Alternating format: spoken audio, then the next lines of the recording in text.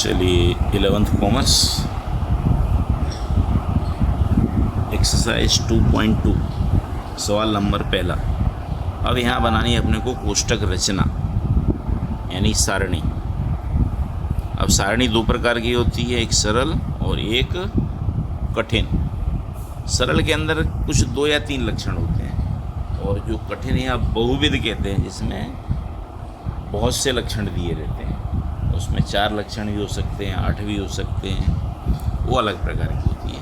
पहले सरल श्रेणी अपने देखना है, सरल कोष्टक रचना।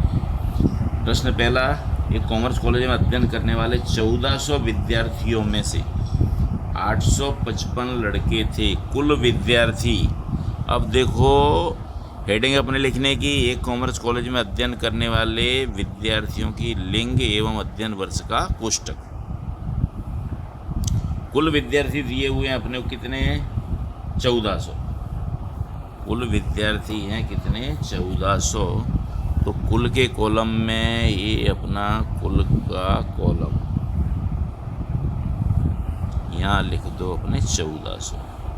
कुल विद्यार्थी कितने, 1400, जिसमें से 855 लड़के थे। लड़कों की संख्या दी हुई है कितनी, 855। अब 1400 में से 855 घटाएं तो अपने को मिल जाएंगी शेष क्या होंगी, वो लड़कियां।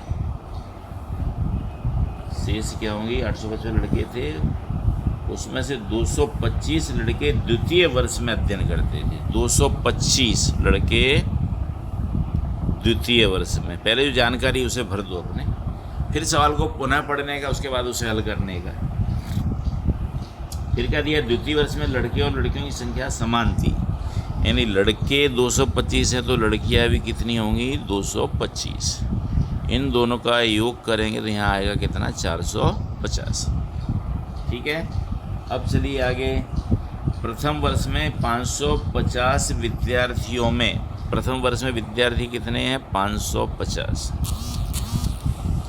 उसके अंदर अपने लड़के और लड़कियों का प्रमाण दिया हुआ है अपने को 3:2। 3:2। तो लड़कों की संख्या अपने ज्ञात करें तो 550 गुणे 3 और 2 कितना होगा, 5। 5 से भाग देंगे तो 1 की संख्या मिलती है अपने को कितनी, 330।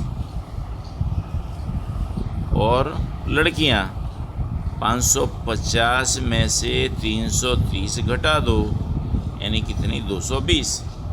तो ये संख्या दी है किसकी अपने को, लड़के और लड़कियों की।